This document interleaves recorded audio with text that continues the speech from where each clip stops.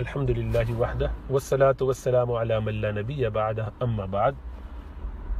ردہ یا ارتداد یا اپوسٹسی یعنی دین سے پھر جانا، لوٹ جانا. ایک شخص نے دین قبول کیا اور دین قبول کرنے کے بعد کچھ عرصے اس میں گزار کے اس سے نکل گیا، واپس اس کفر میں پڑ گیا، جس عقیدے پہ پہلے تھا اس میں چلا گیا، یعنی اسلام میں داخل ہونے کے بعد نکل گیا. تو اس میں کچھ بنیادی باتیں سمجھنی چاہیے. نمبر ایک یہ کہ کوئی شخص مسلمان ہونا چاہے تو اس کے لیے کچھ شرائط ہیں. ان شرائط کو جب وہ سمجھ لے، جان لے، مان لے اور اس کے مطابق اپنے دل کی رضا کے ساتھ، اپنی مرضی سے، فری ول کے ساتھ اسلام قبول کرے تو اب وہ مسلمان ہے.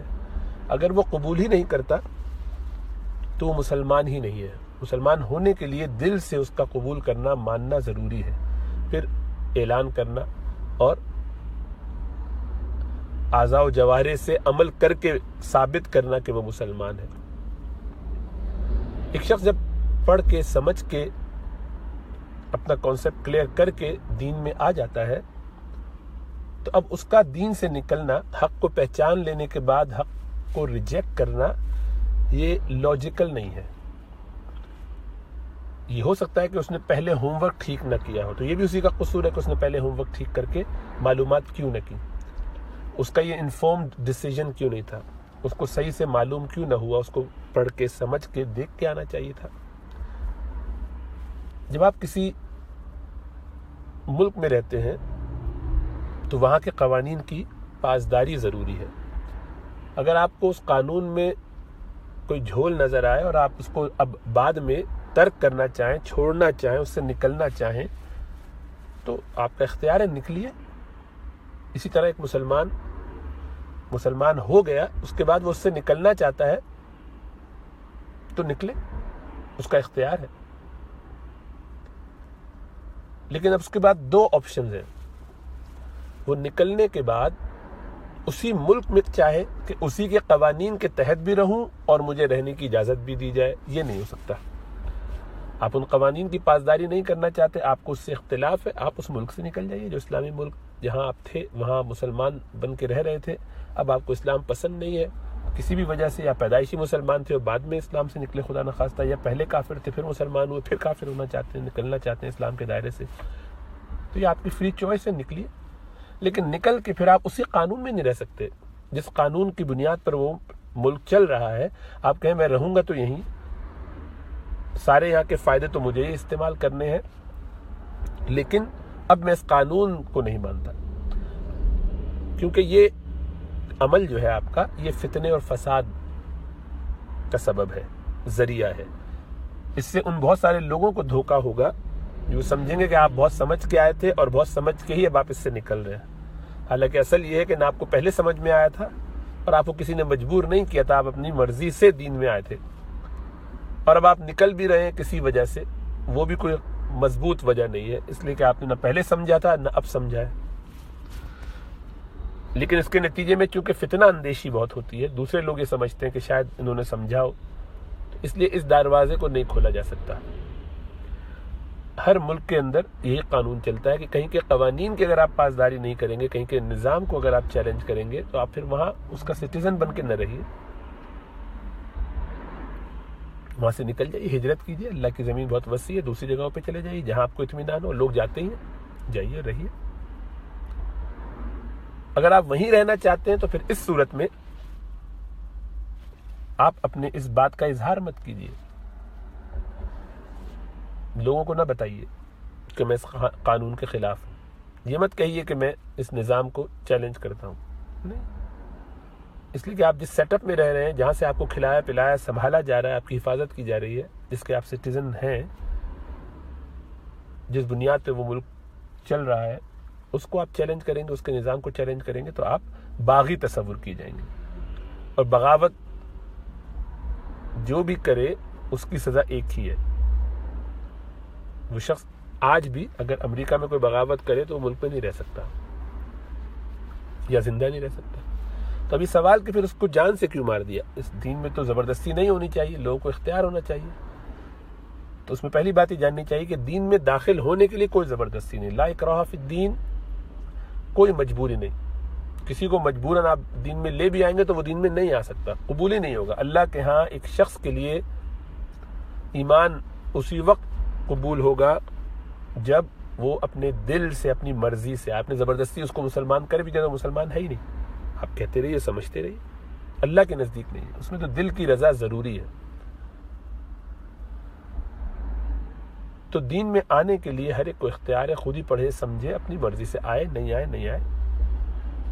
لیکن آ جانے کے بعد نکلنے کا، چونکہ آنے میں اس نے پورا ہوم ورک کیا تھا، اب جانے میں وہ جو کام کر رہا ہے یہ نقصان پہنچانے کے لیے، اس میں فتنہ اندیزی ہے، بہت زیادہ فتنے کا پھیلانے کا یہ ذریعہ اور سبب ہے، بغاوت کی ایک شکل ہے. اس لیے اس کی اجازت نہیں دی جاتی. جس کو کرنا ہو، جیسا عرض کیا، وہ دوسرے ملک چلا جائے. اب مثلا وہ فیئرلی یہ سمجھتا ہے کہ وہ جینوئنلی جانتا ہے کہ یہ ہمیں ٹھیک نہیں لگتا، تو اس کو کون سی چیز روک رہی ہے کہ وہ اس کو چھپا کے رکھے؟ اگر اسی ملک میں رہنا ہے یا اس ملک میں نہیں رہنا چاہتا، اوپنلی کہنا بھی چاہتا ہے، تو وہ کون سی چیز ہے جو اس کو اس پہ اکسا رہی ہے کہ وہ اوپنلی کہے، سوائے اس کے کہ وہ فتنہ اور فساد پھیلانا چاہتا ہے، سوائے اس کے کہ وہ یہ بات پھیلانا چاہتا ہے کہ دوسروں کو بھی پتہ چلے اور میرے ساتھ اور بھی بہت سارے لوگ اس سے نکل جائیں. اس کا مطلب ہے کہ وہ پلان کر کے آیا تھا، یا یہ کہ اب وہ پلان کر رہا ہے شیطان کو سپورٹ کرنے کا. تو ظاہری بات ہے اس کی اجازت نہیں دی جا سکتی، کیونکہ یہ نقصان دہ ہے اس کے لیے بھی اور سب کے لیے. وہ اب آرام سے دوسرے ملک جائے، جس ملک میں وہ رہنا چاہے، اور وہاں اطمینان سے اپنی زندگی گزارے اپنے مرضی کے مطابق. لیکن یہاں رہ کر فتنہ فساد پھیلانے کی اس کو اجازت نہیں دی جا سکتی. اب یہ بات بھی ذہن میں رہے کہ یہ دنیا کے ہر نظام میں ایسا ہی ہوتا ہے. یہ اسلام نے نیا قانون نہیں بنایا، یہ پچھلے تمام انبیاء کے ہاں تمام شریعتوں میں یہی حکم تھا. ہر شریعت میں یہی حکم ہے کہ اگر کوئی دین سے پھر جائے تو اس کے لیے موت کی سزا ہے، الا یہ کہ وہ اس کو چھپائے رکھے اور دوسرے ملک چلا جائے، ہجرت کر لے، اس کو کوئی نہیں پوچھے گا. تو اسی امبریلا میں رہتے ہوئے، اسی سسٹم میں رہتے ہوئے اس کا اختیار نہیں دیا جائے گا. بائبل میں بھی یہی اس کی سزا ہے، تمام مذاہب میں یہی سزا ہے، اور یہ بالکل لاجیکل ہے. ورنہ کیوس پھیلے گا، کوئی سسٹم، کوئی نظام چل نہیں سکے گا. اب ہر شخص جو آیا، آپ کو یہ پتہ نہیں کہ یہ حقیقتاً اختلاف کر کے، سمجھ کے، پڑھ کے نکل رہا ہے، یا یہ دشمن کا آدمی ہے جو پہلے سے صرف داخلی اس لیے ہوا تھا تاکہ نقصان پہنچے. ہر آدمی جو چاہے گا کرتا رہے گا، تو کوئی نظام نہیں چل سکتا. آپ کو نظام سے اختلاف ہے، آپ اس نظام میں کیوں رہنا چاہتے ہیں؟ کیا وجہ ہے؟ اس کا مطلب ہے کہ آپ کے لیے اس نظام کی جو اہمیت ہے وہ سب سے بڑھ کر ہے. جبھی آپ اس کو رد کر کے، باوجود اس کے کہ آپ اسے قبول نہیں کرتے، پھر بھی وہیں رہنا چاہتے ہیں، تو آپ کو یہ پرائیورٹی خود طے کرنی ہوگی کہ آپ کے لیے اس ملک میں رہنا زیادہ امپورٹنٹ ہے، کسی بھی وجہ سے، فیملی کی وجہ سے، بچوں کی وجہ سے، بزنس کی وجہ سے، یا آپ کے لیے آپ کا وہ ایمان یا عقیدہ یا جس فیت پہ آپ ہیں وہ زیادہ امپورٹنٹ ہے. اگر تو دین زیادہ اہم ہے تو دین کے لیے آپ کو پھر باقی قربانی دینی چاہیے، پھر آپ ہجرت کیجیے. اور اگر دین آپ کے لیے امپورٹنٹ نہیں ہے، آپ جس حال میں بھی پڑے ہوئے، تو آپ کو کیا فرق پڑتا ہے؟ پھر آپ ملک کو زیادہ اہمیت دے رہے ہیں، اس سسٹم کو زیادہ اہمیت دے رہے ہیں، تو پھر اس سسٹم کے تحت رہیے اور ان کی کنڈیشنز پہ رہیے. ابھی سوال ہوگا کہ بھئی برطانیہ وغیرہ میں تو اجازت ہے. نہیں، اجازت تو ہے. یہاں تو چونکہ اب مذہب رہا ہی نہیں، انہوں نے مذہب کے بالکل پیرالل ایک مادہ پرستی کی زندگی گزارنے کا لوگوں کو سبق دیا ہے، اس راستے پہ لگا دیا ہے، تو ان کے لیے تو اس سے کوئی فرق نہیں پڑتا. لیکن یہاں پر بھی ابھی بھی یہ قانون ہے. امریکہ میں بھی آپ قانون کے خلاف بولیے، صدر کے خلاف بولیے، سسٹم کو چیلنج کیجیے، تو آپ کو نہیں چھوڑیں گے. کیپٹل پنشمنٹ ابھی بھی امریکہ میں ہے، بغاوت کے لیے، ٹریزن کے لیے. آرمی کا کوئی بندہ ہلکا سا کوئی راز بتا دے ادھر ادھر، اتنا بڑا نہ بھی ہو تب بھی، صرف اس بیس پر کہ اس سے ٹرسٹ جاتا رہے گا. آپ ایسی سزا نہیں دیں گے تو راستہ کھلا رہے گا.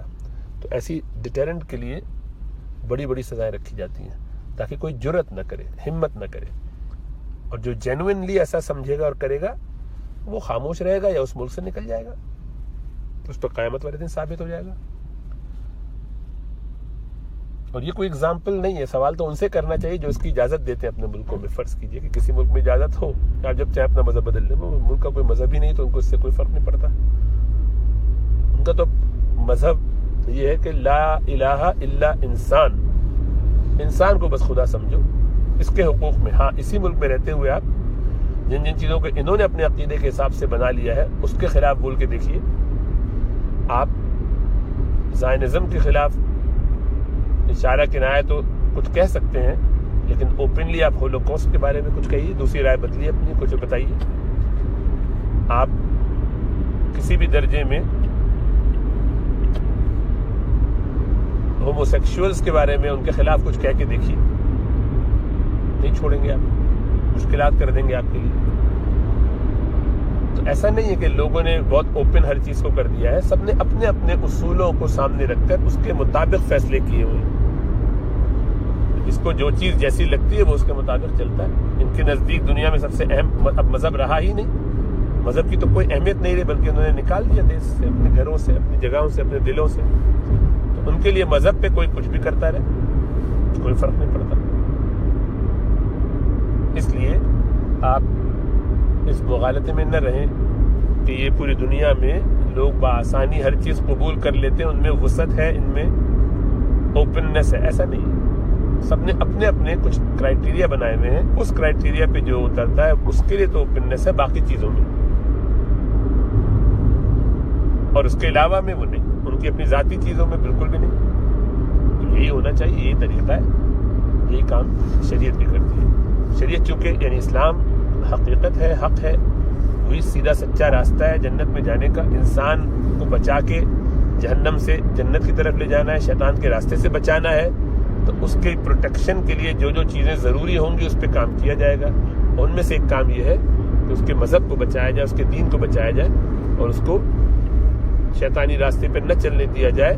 جب وہ طے کر کے حق پہ آ چکا تو اب اس سے اس کا منہ موڑنا، صحیح کام کے بعد غلط راہ پہ دوبارہ جانا، اس کی اس کو کیسے اجازت دی جا سکتی ہے؟ ظاہری بات ہے۔